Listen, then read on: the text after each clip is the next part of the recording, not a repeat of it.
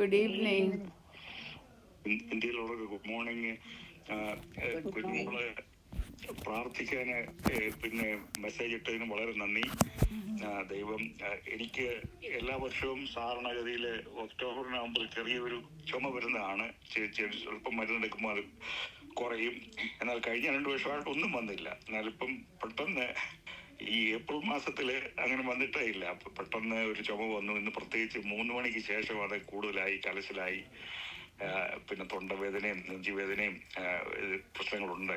നമ്മൾ കേരളത്തിൽ, നമ്മുടെ മലയാളത്തിൽ പഴഞ്ചൊല്ലുണ്ടല്ലോ, അത്താഴം പഴവും കടിച്ചാലും അത്താഴം മുടങ്ങുമെന്ന് എന്ന് പറയുന്ന പോലെ സാത്താന് നമുക്ക് തടസ്സങ്ങൾ സൃഷ്ടിക്കാൻ കഴിയും. എന്നാൽ സാത്താൻ നമ്മളെ പരിപൂർണമായിട്ട് തോൽപ്പിക്കുവാൻ സാധിക്കുകയില്ല. നിങ്ങളെല്ലാം പ്രാർത്ഥിച്ചതിന് വളരെ നന്ദി. പ്രാർത്ഥനയോടുകൂടി ഇരിക്കുക. പിന്നെ നിങ്ങളാരും ആ ബുദ്ധിമുട്ടുകൾ, ചുമയോ ഇടയ്ക്ക് തുമ്മുകയോ ചെയ്യുകയാണെങ്കിൽ ക്ഷമിക്കണം. അത് അറിഞ്ഞുകൊണ്ടല്ല എന്ന് പറയുന്നു. എന്നാൽ ദൈവം അനുഗ്രഹിക്കട്ടെ. കഴിഞ്ഞ ആഴ്ച നിങ്ങൾ അറിയുന്നത് പോലെ യാത്രയായിരുന്നത് കൊണ്ട് പഠിക്കാൻ കഴിഞ്ഞില്ല. എന്നാൽ കുഞ്ഞുമോള് 12-ാം അധ്യായം 1 മുതൽ ഏതാനും വാക്യങ്ങൾ കവർ ചെയ്തു എന്ന് ഞാൻ വായിച്ചു. അത് വളരെ നന്ദി, സന്തോഷം. ഞാൻ കഴിഞ്ഞ പ്രാവശ്യം നിർത്തിയത് ഈ 3-ാമത്തെ ടെമ്പിളിന്റെ കാര്യമായിരുന്നു. അപ്പൊ അന്തിക്രിസ്തു ഇസ്രായേല് സമാധാനമായിട്ടിരിക്കുമ്പോൾ അന്തിക്രിസ്തു 3-ാമത്തെ ദേവാലയം പണിയാൻ അവരെ സഹായിക്കും. എന്നാൽ അതിന് ഇപ്പം തടസ്സമുള്ള അൽ-അക്സ മോസ്ക് ഇരിക്കുന്നിടത്തുണ്ട്. അതുകൊണ്ടാണ് തടസ്സം. എന്നാൽ അത് അത്ഭുതകരമായിട്ട് ദൈവം ഇടപെട്ട് ഭാവിയിൽ അത് ഡോം ഓഫ് ദ റോക്കും ആ ഷ്രൈനും അൽ-അക്സ മോക്സും അതെല്ലാം ഒന്നില് അവിടുന്ന് മാറ്റപ്പെടും. അങ്ങനെ അവിടെ അന്തിക്രിസ്തുവിന്റെ സഹായത്തോടെ 3-ാമത്തെ ദേവാലയം അവിടെ പണിയും. അവിടെ ഈ ശലോമോന്റെ കാലത്തെ പോലെ ഈ യാഗങ്ങളുമൊക്കെ അവിടെ പഴയ നിയമകാലത്തേക്ക് ഒക്കെ ആചരിക്കും. എന്നാൽ ഏലിയാവും മോശയും അവര് അതിനെതിരായിട്ടാണ് പ്രസംഗിക്കുന്നത്. യേശുക്രിസ്തു എല്ലാ യാഗത്തിന്റെയും അന്ത്യമായിട്ട് അറക്കപ്പെട്ട കുഞ്ഞാട് യേശുക്രിസ്തുവിന്റെ ക്രൂശിലെ മരണത്താൽ നമുക്കെല്ലാം പാപത്തിന് പരിഹാരം നിവൃത്തിയായി. അതുകൊണ്ട് ഇനിയും അങ്ങനെയുള്ള യാഗത്തിന് ആവശ്യമില്ല എന്നാണ് മോശയും ഏലിയാവും പ്രസംഗിക്കുന്നത്. അതുകൊണ്ട് യഹൂദന്മാരും ഏലിയാവിനോടും മോശയോടും വളരെ ശത്രുതയായിരിക്കും. അന്തിക്രിസ്തുവിനും ശത്രുതയായിരിക്കും. അത് നമ്മൾ നേരത്തെ പഠിച്ചതാണ്. അങ്ങനെ അന്തിക്രിസ്തുവിന്റെ കയ്യാൽ അവർ രണ്ടുപേരും കൊല്ലപ്പെട്ട് 3 ദിവസത്തിന് ശേഷം അവരെ സ്വർഗത്തിലേക്ക് എടുക്കപ്പെടും. പിന്നെ 4-ാമത്തെ ടെമ്പിള്, വേറൊരു കാര്യം നിങ്ങളോട് എനിക്ക് പറയാനുള്ളത്, ഈ പഴയ കമന്ററികളിലും പ്രസംഗങ്ങളിലും ഒന്നും 4-ാമത്തെ ടെമ്പിൾ എന്നും പറഞ്ഞ് ഈ ദേവാലയം എന്നുള്ളത് ഇതായിട്ടില്ല. പലർക്കും കൺഫ്യൂഷനാണ്. പലരും ധരിച്ചിരിക്കുന്ന 3-ാമത്തെ ടെമ്പിൾ തന്നെയായിരിക്കും മില്ലിനിയൽ ടെമ്പിൾ, എസെക്കിയേൽ പറഞ്ഞിരിക്കുന്ന ടെമ്പിള്. അത് ചിലപ്പോൾ നിങ്ങൾ 4-ാമത്തെ ടെമ്പിൾ എന്ന് പറയുമ്പം ചിലര് അത് എതിർക്കാനോ വല്ലതും വന്നെങ്കിൽ ഞാൻ നേരത്തെ മുന്നറിയിപ്പ് നൽകുകയാണ്. വെളിപാട് ഒരു ഉണ്ട്, തെറ്റാണെന്ന് കേരളത്തിൽ പറഞ്ഞതുപോലെ വെളിപാടും വെളിച്ചപ്പാടുമായിട്ട് അവർ തെറ്റിദ്ധരിച്ചു. അതുപോലെ തന്നെ 4-ാമത്തെ ടെമ്പിൾ ഇല്ല എന്ന് പറഞ്ഞാല് പിന്നെ ആരെങ്കിലും നിങ്ങളോട് പറയുകയാണെങ്കിൽ അത് ഒരു ഫണ്ടമെന്റൽ ഉപദേശമല്ല. ഞാൻ 35 കൊല്ലമായിട്ട് 4-ാമത്തെ ടെമ്പിളിലെ പഠിപ്പിക്കുന്ന ആണ്. അതിന് കാരണമുണ്ട്. 3-ാമത്തെ ടെമ്പിള്, 4-ാമത്തെ ദേവാലയത്തിന്റെ കാര്യം ഞാനൊരു 30% കവർ ചെയ്തു. അവിടെ എസെക്കിയേൽ 40-ന്റെ 48 വരെയുള്ള ഭാഗത്താണ്, അധ്യായങ്ങളിലാണ് ഈ ദേവാലയത്തെ കുറിച്ച് വിവരിച്ചിരിക്കുന്നത്. 1000 ആണ്ട് വാഴ്ചയിൽ നിർമ്മിക്കുന്ന ദേവാലയമാണിത്. ഇത് പാപപരിഹാരത്തിനുള്ള യാഗം അല്ല. ഇത് അന്ന് ഞാൻ പറഞ്ഞതുപോലെ മെമ്മോറിയൽ, യേശുക്രിസ്തു മരിച്ചതിന്റെ ഓർമ്മയ്ക്കായിട്ട് നമ്മൾ കത്രിമേശ എടുക്കുന്നത് പോലെയുള്ള യാഗമാണ്. 6-7 വാക്യങ്ങൾ അന്ന് വായിച്ചാലും നിങ്ങൾ എല്ലാവരും കൂടെ. അതുകൊണ്ട് അത് വായിപ്പിച്ച് സമയം കളയുന്നില്ല ഞാൻ. അതുകൊണ്ട് അതിന്റെ ബാക്കി ഭാഗങ്ങൾ, 4-ാമത്തെ ദേവാലയത്തിന്റെ ബാക്കി ഭാഗങ്ങൾ കവർ ചെയ്യാനായിട്ട് യെശയ്യാ പ്രവചനം 2-ന്റെ 1 മുതൽ 4 വരെയുള്ള ഭാഗങ്ങൾ വായിക്കുക. അദ്ദേഹം ചെയ്ത്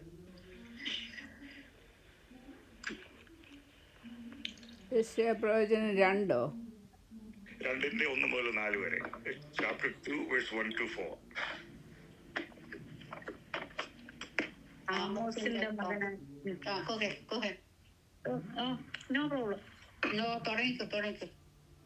ആമോസിന്റെ മകനായ യെശയ്യാവ് യഹൂദയെയും യെരുശലേമിനെയും പറ്റി ദർശിച്ച വചനം. അന്ത്യകാലത്ത് യഹോവയുടെ ആലയമുള്ള പർവ്വതങ്ങളുടെ ശിഖരത്തിൽ സ്ഥാപിതവും കുന്നുകൾക്ക് മീതെ ഉന്നതവുമായിരിക്കും. സകല ജാതികളും അതിലേക്ക് ഒഴുകിച്ചെല്ലും. അനേക വംശങ്ങളും ചെന്ന് വരുവീൻ, നമുക്ക് യഹോവയുടെ പർവ്വതത്തിലേക്ക്, യാക്കോബിൻ ദൈവത്തിന്റെ ആലയത്തിലേക്ക് കയറിച്ചെല്ലാം. അവൻ നമുക്ക് തന്റെ വഴികളെ ഉപദേശിച്ചു തരികയും നാം അവന്റെ പാതകളിൽ നടക്കുകയും ചെയ്യും എന്ന് പറയും. സിയോനിൽ നിന്ന് ഉപദേശവും യെരൂശലേമിൽ നിന്ന് യഹോവയുടെ വചനവും പുറപ്പെടും. അവൻ ജാതികളുടെ ഇടയിൽ ന്യായം വിധിക്കുകയും ബഹുവംശങ്ങൾക്ക് വിധി കൽപ്പിക്കുകയും ചെയ്യും. അവർ തങ്ങളുടെ വാളുകളെ കൊഴുക്കളായും കുന്തങ്ങളെ വാക്കത്തികളായും അടിച്ചു തീർക്കും. ജാതി ജാതിക്ക് നേരെ വാളൊങ്ങയില്ല, അവർ ഇനി യുദ്ധം അഭ്യസിക്കുകയുമില്ല. Thank you very much. ഇനി എസെക്കിയേൽ പ്രവചനം 42:15 മുതൽ 20 വരെയുള്ള വാക്യങ്ങൾ. Ezekiel chapter 42 verse 15 to. ഒരാളെ പിന്നെ ഫോണ് മ്യൂട്ടല്ല, എനിക്കൊന്ന് സിസ്റ്റർ കുഞ്ഞമ്മ പണിക്കരുടെ ആണെന്ന് തോന്നുന്നു, ബ്ലിങ്ക് ചെയ്യുന്നുണ്ട് ഇവിടെ. മ്യൂട്ട് ചെയ്ത് ഇപ്പൊ മ്യൂട്ട് ചെയ്തു. Thank you. ഓക്കെ. ഇനി എസെക്കിയേൽ 15 to 20.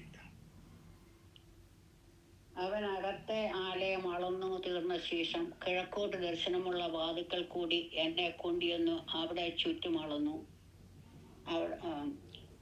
അവൻ കിഴക്ക് ഭാഗം രണ്ടുകൊണ്ട് അളന്നു, ആകെ 500 മുഴം. അവൻ വടക്ക് ഭാഗം രണ്ടുകൊണ്ട് അളന്നു, ആകെ 500 മുഴം. അവൻ തെക്ക് ഭാഗം രണ്ടുകൊണ്ട് അളന്നു, ആകെ 500 മുഴം. അവൻ പടിഞ്ഞാറോട്ട് തിരിഞ്ഞു രണ്ടുകൊണ്ട് അളന്നു, 500 മുഴം. ഇങ്ങനെ അവൻ നാല് പുറവും അളന്നു.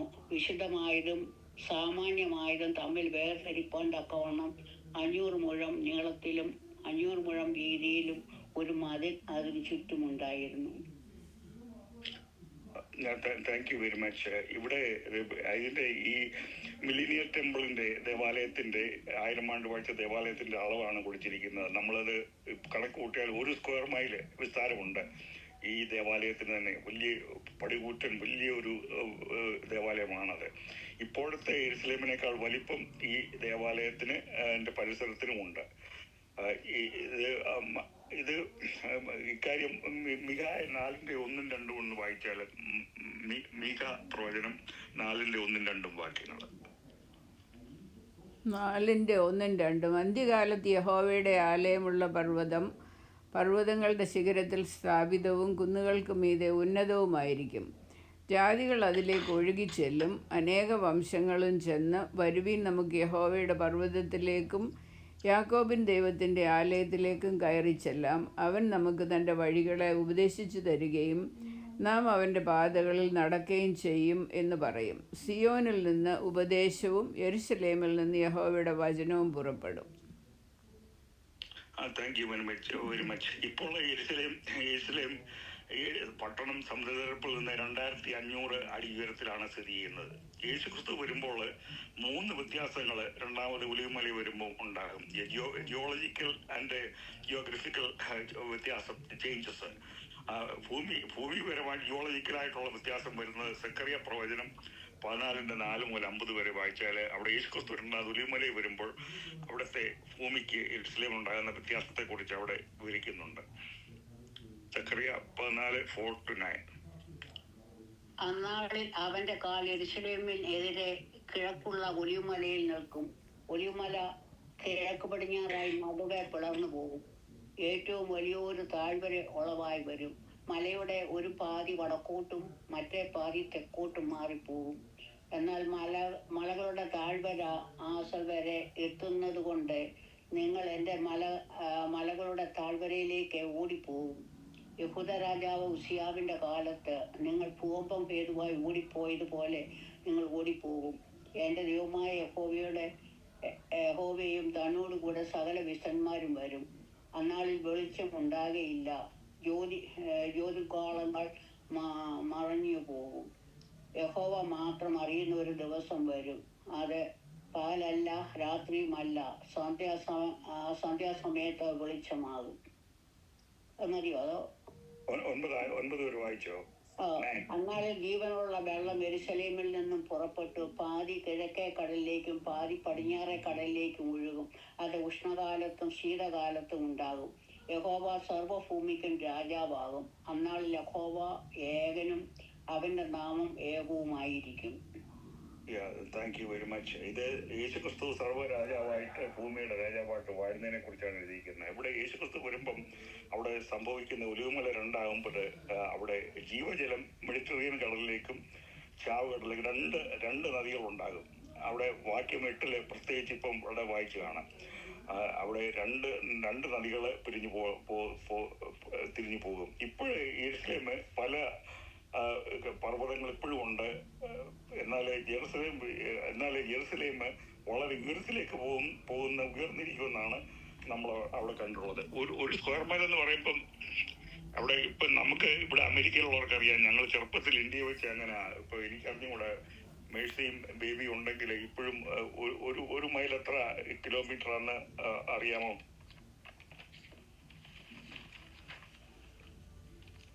ഇന്ത്യയില് എനിക്ക് തോന്നുന്നു 1 മൈല് 1.5 കിലോമീറ്റർ ആയിരിക്കുമെന്നാണ് എനിക്ക് തോന്നുന്നത്. അപ്പൊ യെരുശലേം ഒരു ഫ്ലാറ്റ് പ്ലെയിനായിട്ട് അവിടെ തീരും. ഈ ഭൂമി കുലുക്കം കൊണ്ട് വരുന്ന സംഭവം എന്ന് പറയുന്നാല് 2 നദികൾ ഉണ്ടാകുമ്പോൾ ഒന്ന് വെസ്റ്റിലേക്കും പടിഞ്ഞാറേക്കും ഒന്ന് കിഴക്കേക്കും പോകും. 1.6 കിലോമീറ്റേഴ്സാ 1 മൈല്. Okay, thank you. അപ്പം 1.6 10 മൈൽ 16 കിലോമീറ്റർ. അപ്പൊ ഇപ്പോഴും ഇന്ത്യയിൽ അങ്ങനെ കിലോമീറ്റർ വെച്ചാണല്ലോ ഇത് ചെയ്യുന്നത്. അന്നേരം ഇപ്പൊ ഈ മൈല് ഇല്ലാത്തത് കൊണ്ട് കൊച്ചിലെ പഠിച്ചുകൊണ്ട് ഓർക്കുകയില്ലായിരിക്കും.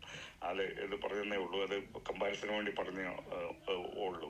അപ്പൊ 2 നദി ഒന്ന് പടിഞ്ഞാറ് ഒന്ന് കിഴക്കേക്കും പോവും. ഒരു നദി 73 മൈല് സഞ്ചരിച്ച് പടിഞ്ഞാറോട്ട് സഞ്ചരിച്ച് മെഡിറ്ററേനിയൻ കടലിലേക്ക് പോവും.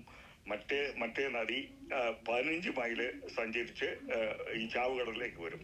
അപ്പം ഈ മില്ലിനിയത്തില് ഈ രണ്ടാമത് യേശുക്രിസ്തു വന്നു കഴിഞ്ഞാൽ പിന്നെ ചാവുകടൽ എന്ന് പറഞ്ഞാൽ ഇപ്പോഴത്തെ നിലയിലല്ല. അത് ശുദ്ധമായിട്ട് തീരും. മീനുകളും എല്ലാം അതിൻ്റെ അകത്ത് വളരും. ഇപ്പം ഞാൻ നേരത്തെ ഒന്ന് പറഞ്ഞ ഇപ്പോഴത്തെ യെരുശലേമിന് എത്രയും വിസ്താരം ഉണ്ടെന്ന് നിങ്ങൾക്ക് ആർക്കൊരു ഓർമ്മയുണ്ടോ എന്ന് ഒരിക്കൽ ഞാൻ പറഞ്ഞായിരുന്നു. ഓർമ്മയില്ല. 49 സ്ക്വയർ മൈലാണ് ഇപ്പോൾ ഉള്ളത്. അപ്പം Jerusalem's mountain will be established the highest of the mountains of great height emphasize Jerusalem as the center of world authority for all nations. അപ്പം അവിടെ അതാണ് നമ്മൾ കാണുന്നത്. അപ്പം ഈ യേശുക്രിസ്തു രണ്ടാമത് വരുമ്പോൾ നമ്മളിപ്പോ മൗണ്ട് എവറസ്റ്റ് ആണല്ലേ പറയുന്നത്. ഏറ്റവും 29,002 പിന്നെ അടിയാണല്ലോ, ഫീറ്റ് ആണല്ലോ ഉയരം. എന്നാൽ ഇവിടെ ജെറുസലേം അങ്ങ് ഏറ്റവും ഉയരമുള്ള പട്ടണമായിട്ട് സ്ഥലമായിട്ടിരിക്കും. എല്ലാവർക്കും കാണാൻ അതാണ് വ്യത്യാസം വരുന്നത്. City will be the highest mountain, not Mount Everest. അപ്പം യേശുക്രിസ്തു ഭൂമിയുടെ രാജാവായിട്ട് ഇവിടെ ആണ് വാഴാൻ പോകുന്നത്. ഒരു വാക്യം കൂടെ എസെക്കിയേൽ 40:5 ഒന്ന് വായിച്ചേരെ.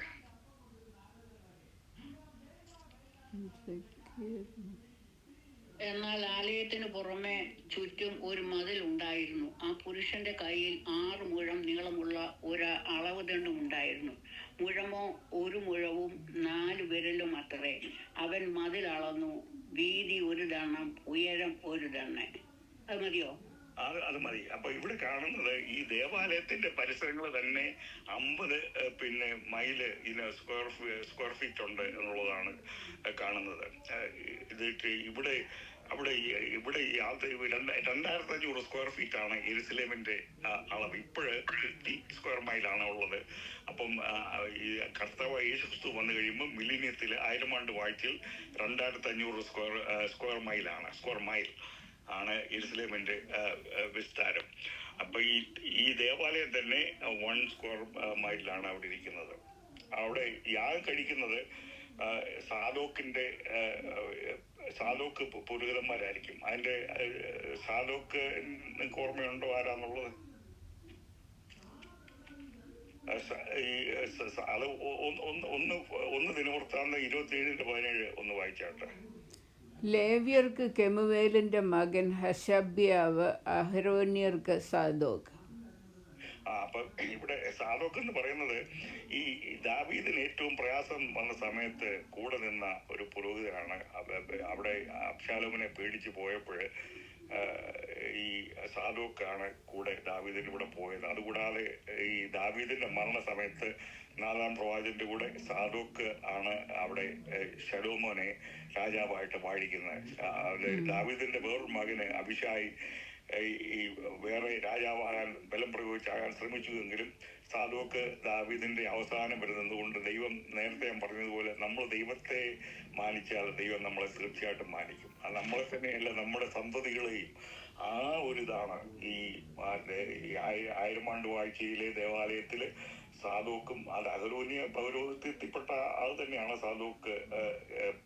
എന്നാൽ സാദോക്കിന്റെ ആ ഒരു ലൈനായിരിക്കും അവിടെ മിനിസ്ട്രി ചെയ്യുന്നത് ദേവാലയത്തില്.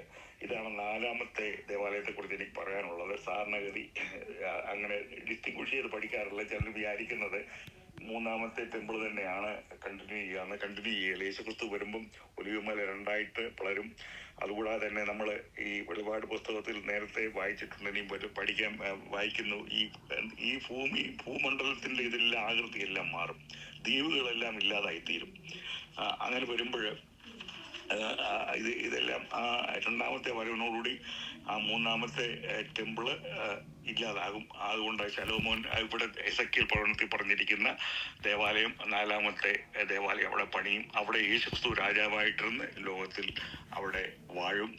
അവിടെ ലോകത്തിൽ നിന്ന് എല്ലാവരും അവിടെ യേശുക്രിസ്തുവിനെ അന്ന് 1000 ആണ്ട് വാഴ്ചയിലത്തെ നിയമം എന്താണ്, അവിടുത്തെ ഇപ്പം നമുക്കൊരു നിയമം, അടുത്ത നിയമം എന്താണ് ഞാൻ ഒറ്റയ്ക്ക് പറഞ്ഞത്. 1000 ആണ്ട് വാഴ്ചയിൽ ഏത് നിയമം അനുസരിച്ചായിരിക്കും അവിടെ കാര്യങ്ങൾ നടക്കുന്നത്, ഭരണങ്ങൾ നടക്കുന്നത്.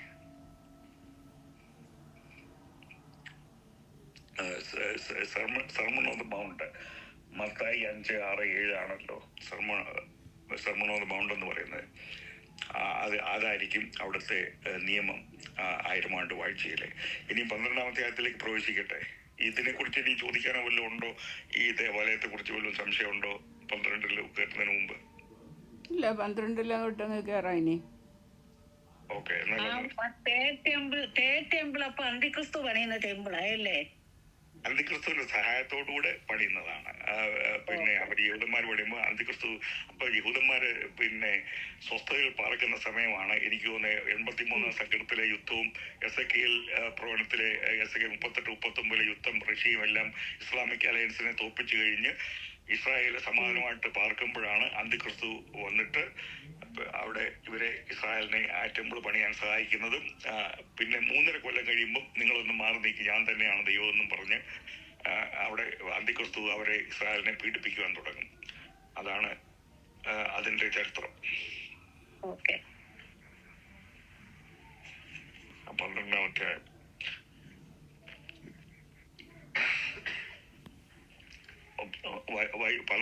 1 മുതൽ സ്വർഗത്തിൽ വലിയൊരു അടയാളം കാണപ്പെട്ടു. സൂര്യനെ അണിഞ്ഞ ഒരു സ്ത്രീ, അവളുടെ കാൽ കീഴെ ചന്ദ്രനും അവളുടെ തലയിൽ 12 നക്ഷത്രം കൊണ്ടുള്ള കിരീടവും ഉണ്ടായിരുന്നു. അവൾ ഗർഭിണിയായി നോവ് കിട്ടി വേദനപ്പെട്ട് നിലവിളിച്ചു.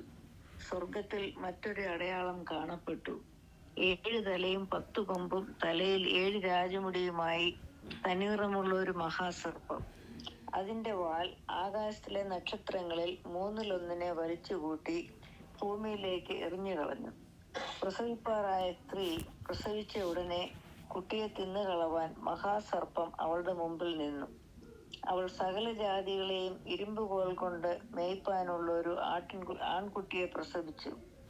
കുട്ടി ദൈവത്തിന്റെ അടുക്കലേക്കും അവന്റെ സിംഹാസനത്തിലേക്കും പെട്ടെന്ന് എടുക്കപ്പെട്ടു. സ്ത്രീ മരുഭൂമിയിലേക്ക് ഓടിപ്പോയി. അവിടെ അവളെ 1260 ദിവസം പോറ്റേണ്ടതിന് ദൈവം ഒരുക്കിയ ഒരു സ്ഥലം അവൾക്കുണ്ട്. പിന്നെ സ്വർഗത്തിൽ യുദ്ധമുണ്ടായി. മീഖായേലും അവന്റെ ദൂതന്മാരും മഹാസർപ്പത്തോട് പടവെട്ടി. തന്റെ ദൂതന്മാരുമായി മഹാസർപ്പവും പടവെട്ടി ജയിച്ചില്ലതാനും. സ്വർഗത്തിൽ അവരുടെ സ്ഥലം പിന്നെ കണ്ടതുമില്ല. ഭൂതലത്തെ മുഴുവൻ തെറ്റിച്ച് കളയുന്ന പിശാചും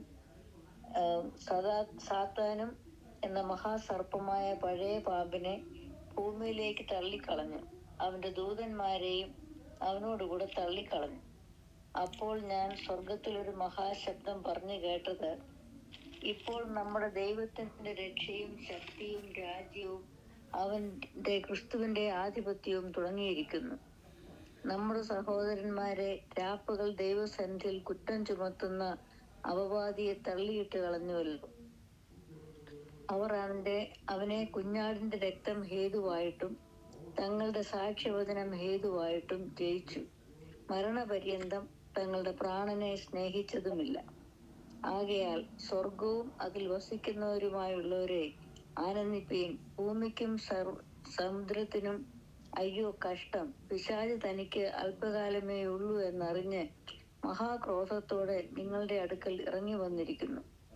തന്നെ ഭൂമിയിലേക്ക് തള്ളിക്കളഞ്ഞു എന്ന മഹാസർപ്പം കണ്ടിട്ട് ആൺകുട്ടിയെ പ്രസവിച്ച സ്ത്രീയെ ഉപദ്രവിച്ചു തുടങ്ങി.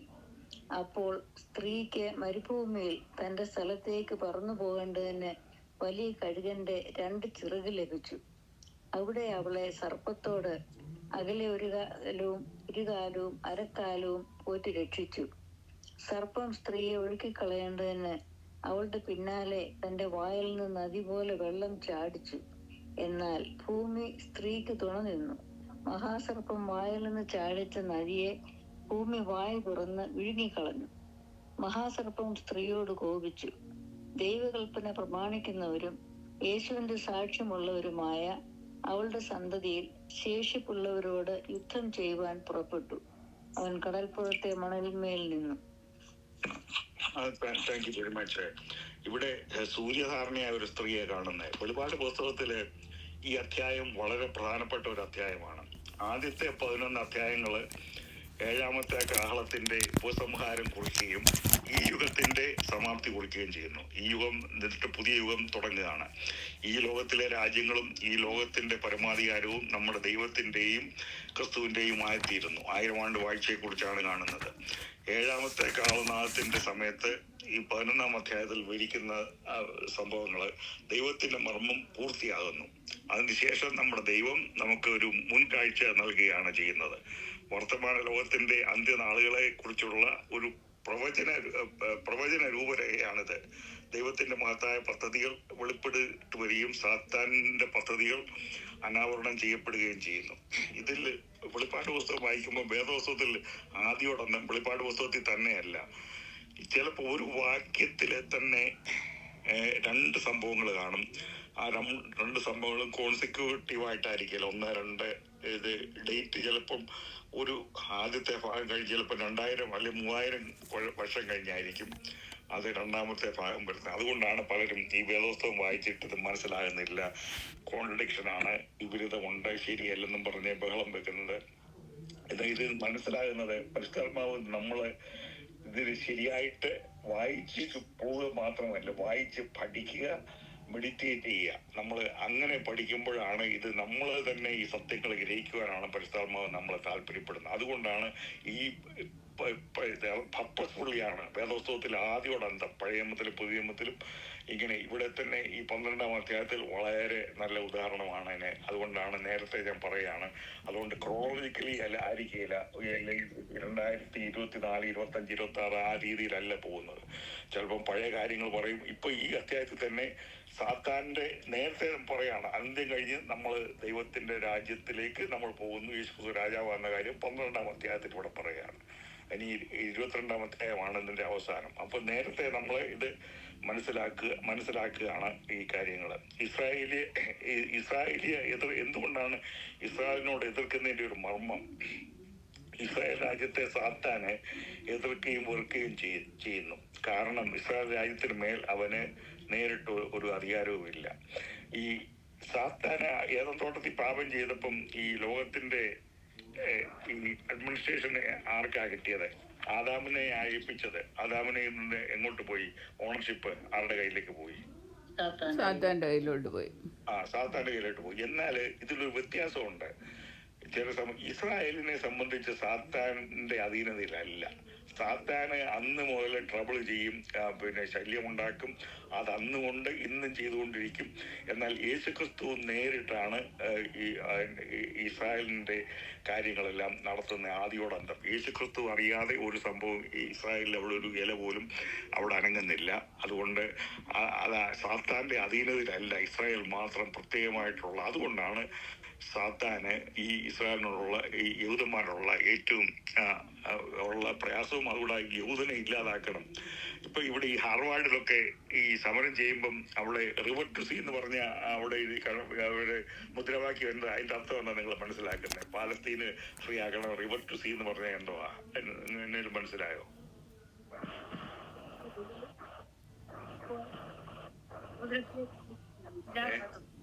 റിവർ ടു സീ ഇല്ല, മനസ്സിലായില്ല, പറയുന്നോട്ട്. അത് റിവർ ടു സീ എന്ന് പറഞ്ഞാൽ അവിടെ മെഡിറ്ററേനിയൻ വരെ, അവിടെ നദി മുതൽ മെഡിറ്ററേനിയൻ കടൽ വരെ പാലസ്തീന് വേണം അന്നെന്ന് പറഞ്ഞാൽ ഇസ്രായേലിനെ. ഇസ്രായേൽ അവിടുത്തെ നദി മുതൽ റിവർ ടു സീ എന്ന് പറയുമ്പോൾ ഇസ്രായേൽ എന്ന് പറഞ്ഞ രാജ്യമേ ആണ്. ഹാർവാർഡ് വിചാരിച്ചോണം, ബൈബിള് പഠിപ്പിക്കാൻ തുടങ്ങി ഹാർവാർഡിൽ, കൊളംബിയ, സ്റ്റാൻഫോർഡ് യൂണിവേഴ്സിറ്റിയിലാണ് റിവർ ടു സീ എന്ന് പറഞ്ഞാൽ ഇസ്രായേൽ വേണ്ട, അങ്ങനെ രാജ്യമേ വേണ്ട എന്നുള്ളതാണ്. അതിപ്പം ഇവിടെ നമ്മുടെ അമേരിക്കയിലാണ് ഇപ്പൊ നടന്നുകൊണ്ട് റിവർ ടു സീ എന്ന് പറയുമ്പോൾ അവരൊക്കെ ആർക്കും ഇസ്രായേലിന് രാജ്യവും യഹൂദനോ ആവശ്യമില്ല, അവരെ ഇല്ലാതാക്കണമെന്നുള്ളതാണ് അതിന്റെ അർത്ഥം. സൂര്യധാരണിയായ സ്ത്രീയെ, ഒരു സ്ത്രീ എന്ന് കേട്ടപ്പം തന്നെ ഈ പ്രത്യേകിച്ച് കത്തോലിക്ക ആ ഭാഗത്ത് കന്യാമറിയമ്പിനെ അവര് വളരെ ഇതായിട്ട് ആദരിക്കുന്നത് കൊണ്ട് നമ്മളും ആദരിക്കുന്നുണ്ട്, എല്ലാവരും ആദരിക്കുന്നുണ്ട് യേശുക്രിസ്തുവിന്റെ അമ്മ എന്നുള്ളതിൽ. എന്നാൽ കന്യാമറിയ അതിനേക്കാൾ കൂടുതലായിട്ട് നല്ല ഒരു ഉത്തമ കന്യ എന്നുള്ള കൂടുതലായിട്ട് അതിൽ കൂടുതൽ ഒരു മഹത്വവുമില്ല. കന്യാമറിയമും പാപിയായിരുന്നു, യേശുക്രിസ്തുവിന്റെ രക്ഷയിലാണ്, യേശുക്രിസ്തുവിനെ വിശ്വസിച്ചാണ് നമ്മളെപ്പോലെ രക്ഷിക്കപ്പെട്ടിരിക്കുന്നത്. അതുകൊണ്ട് ചിലർ പറയും ഇത് കന്യാമറിയ ആരാണെന്ന് വളരെ കൺഫ്യൂഷനാണ്. ഈ സ്ത്രീയെ പറ്റി വിവിധ വ്യാഖ്യാനങ്ങളുണ്ട്. ചിലരുടെ വ്യാഖ്യാനത്തിൽ ഇത് കന്യാമറിയം ആണ്. ഈ അധ്യായം മുഴുവൻ വായിക്കുമ്പോൾ യേശുക്രിസ്തുവിന്റെ മാതാവിനോട് ഈ സ്ത്രീയെ താരതമ്യപ്പെടുത്താൻ നമുക്ക് ഒരിക്കലും സാധ്യമല്ല. 6-ാം വാക്യത്തിൽ നാം വായിക്കുന്നത്, 6-ാം വാക്യം ഒന്ന് വായിക്കാമോ? 12:6 ഇപ്പം വായിച്ചത്.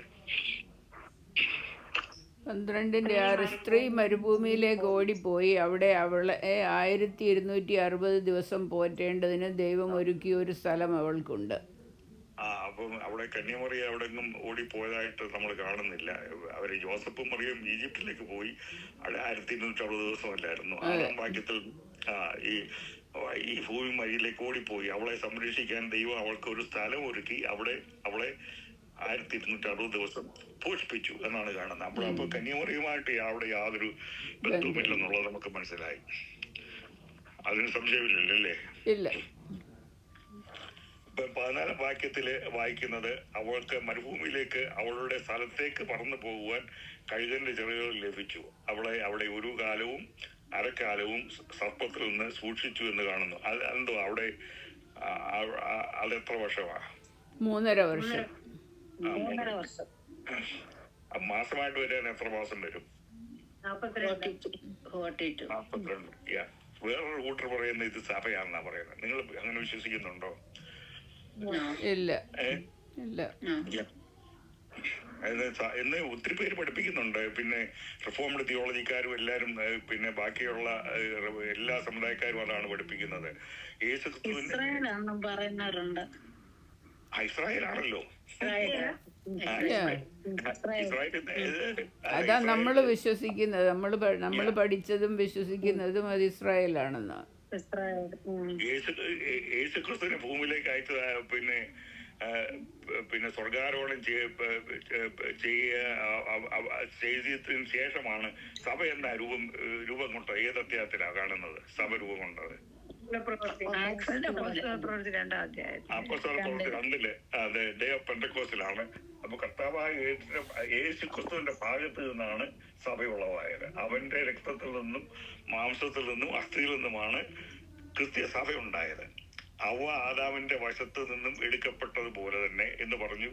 അതിപ്പോൾ എന്റെ അസ്ഥിയിൽ നിന്നും മാംസത്തിൽ നിന്നും ഉളവായതായിട്ട് അവിടെ ആദാം പ്രഖ്യാപിക്കുന്നല്ലോ. 32:21 നമുക്കത് കാണാം. അതുപോലെ തന്നെ എഫേസ്യർ 5:25-32 മുതൽ കല്യാണത്തിനെല്ലാം വായിക്കുന്നതാണ്.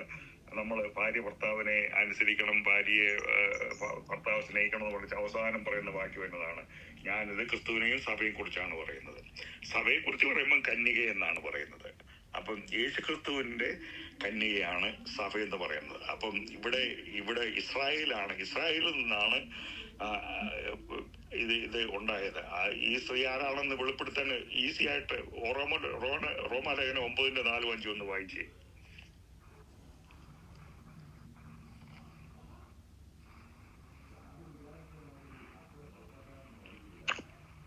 അവർ ഇസ്രായേല്യർ പുത്രത്വവും തേജസ്സും നിയമങ്ങളും ന്യായപ്രമാണവും ആരാധനയും വാഗ്ദത്തങ്ങളും അവർക്കുള്ളവ. പിതാക്കന്മാരും അവർക്കുള്ളവർ തന്നെ. ജഡപ്രകാരം ക്രിസ്തുവും അവരിൽ നിന്നല്ലോ ഉത്ഭവിച്ചത്. അവൻ സർവത്തിനും മീതെ ദൈവമായി എന്നേക്കും വാഴ്ത്തപ്പെട്ടവനാമേ. അപ്പൊ ക്രിസ്തു അവരിൽ നിന്നല്ലേ, അങ്ങനല്ലേ വായിക്കുന്നത്? ക്രിസ്തു അവരിൽ നിന്നല്ലേ ഉണ്ടായത്? ആരാ അവരിൽ നിന്ന്? ആരെ കുറിച്ച് അവിടെ പറയുന്നത്? യഹൂദന്മാരെ കുറിച്ച്, ഇസ്രായേലിനെ കുറിച്ച്. ഇസ്രായേലിൽ നിന്നാണ് യേശു ക്രിസ്തു വന്നത്. അത് അങ്ങനെയാണ് കാണുന്നത്. അതുകൊണ്ട് ഇവിടെ പറയുന്ന സ്ത്രീയെ അവിടെ സഭയുമല്ല, കന്യാമറിയുമല്ല, ഇസ്രായേലാണ്. അവിടെ കോണ്ടക്റ്റാച്ച് നമ്മൾ നോക്കുമ്പോൾ അവിടെ വചനത്തിൽ ഒരിക്കലും സഭയെ ഒരു മാതാവായിട്ട് പറഞ്ഞിട്ടില്ല, കന്യയായിട്ട് മാത്രമേ പറയുന്നുള്ളൂ. പിന്നെ അവളെ സൂര്യനെയും ചന്ദ്രനെയും അണിഞ്ഞിരിക്കുന്നു, അവളുടെ തലയിൽ 12 നക്ഷത്രങ്ങൾ ഉള്ള കിരീടവും ഉണ്ട്. അങ്ങനെയല്ലേ ആദ്യം വായിച്ചത്? അപ്പൊ ഇതിവിടെ വായിച്ച് കൺകൂടി ചെയ്യാൻ സമയമുണ്ട്. ഉൽപ്പത്തി 37:9 വായിച്ച് ഇത് മനസ്സിലായി. ഇസ്രായേലാന്നുള്ളതിന് യാതൊരു സംശയവും വരാത്ത രീതിയിൽ നമുക്ക് മനസ്സിലാകും. ഉൽപ്പത്തി 37:9.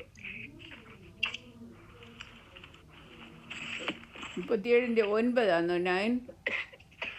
അവൻ മറ്റൊരു സ്വപ്നം കണ്ടു, തൻ്റെ സഹോദരന്മാരോട് അറിയിച്ചു. ഞാൻ പിന്നെയും ഒരു സ്വപ്നം കണ്ടു, സൂര്യനും ചന്ദ്രനും 11 നക്ഷത്രങ്ങളും എന്നെ നമസ്കരിച്ചു എന്ന് പറഞ്ഞു. അപ്പൊ ഇവിടെ വായിച്ചപ്പോൾ മനസ്സിലായത്, നമ്മൾ സെൻട്രൽ സ്കൂളിൽ പഠിച്ചിട്ടുള്ളതാണ്. അവിടെ ഇസ്രായേലിനെ അവര് ജോസഫിന്റെ മാതാപിതാക്കളും സഹോദരന്മാരും സൂര്യനും ചന്ദ്രനും മറ്റ് 11 നക്ഷത്രങ്ങളും. ഇതിൽ 12ാമത്തെ നക്ഷത്രം ആരാ? ജോസഫ് തന്നെ. അതുകൊണ്ട് ഈ സൂര്യധാരണിയായ സ്ത്രീ ജോസഫിന്റെ ജീവിതത്തെ വരച്ചു കാണിക്കുന്നു. സ്ത്രീ ദൈവത്തിൽ തിരഞ്ഞെടുക്കപ്പെട്ട ജനവും അതിൽ നിന്ന് ജനിച്ച യഹൂദനായ യേശു ക്രിസ്തുവുമാണ്. സ്ത്രീ ആണ് ആൺകുട്ടി ജനിച്ച ഉടനെ. പിന്നെ മുമ്പേ നമ്മൾ വായിച്ചപ്പോൾ ഞാൻ പറഞ്ഞതുപോലെ ജനിച്ച ഉടനെ കുട്ടിയെ എവിടെയോട്ടെടുത്തായിട്ടാണ് കാണുന്നത്? അപ്പൊ അതിന്റെ അർത്ഥം എന്തുവാ? അപ്പൊ യേശുക്രിസ്തു ജനിച്ചപ്പോ സ്വർഗത്തിൽ ഉടനെ പോയായിരുന്നോ? അല്ല, അത് സ്വർഗത്തിൽ യേശുക്രിസ്തു ജനിച്ച ഉടനെ പോയി എന്നുള്ളതല്ല. അതിൽ ആ ഒരു പ്രോസസ്സിൽ യേശുക്രിസ്തു ജനിച്ചു, മരിച്ചു, അടക്കപ്പെട്ടു, 3-ാം നാൾ ഉയർത്തെഴുന്നേറ്റു, പിന്നെ സ്വർഗത്തിലേക്ക് പോയി. അതിലേറ്റവും ഇമ്പോർട്ടൻ്റ് ആയിട്ടുള്ളത് നമ്മളോട് പറയേണ്ടത് സ്വർഗത്തിലോട്ട് പോയി എന്നുള്ളത്. ആ ഇടയ്ക്കത്തെ കാര്യം പറഞ്ഞിട്ടില്ലെന്നേ ഉള്ളൂ. Thank you. അപ്പൊ ഞാനിപ്പോ മുമ്പേ അതാ പറഞ്ഞത്. ഈ പല കാര്യങ്ങള് ആദ്യം ഒരു വാക്യത്തിൽ തന്നെ പല കാര്യങ്ങൾ ഇടയ്ക്ക് വിട്ട് നമ്മളത് ധ്യാനിച്ച് വായിച്ച് പഠിക്കണം. ഇപ്പൊ ഇത് വായിച്ചാൽ ഒരാൾക്ക് ഇവിടെ വിശ്വസിക്കാത്ത ഒരാൾ വായിച്ചാൽ കുട്ടി ജനിച്ച ഉടനെ സ്വർഗത്തിലേക്ക് പോയി.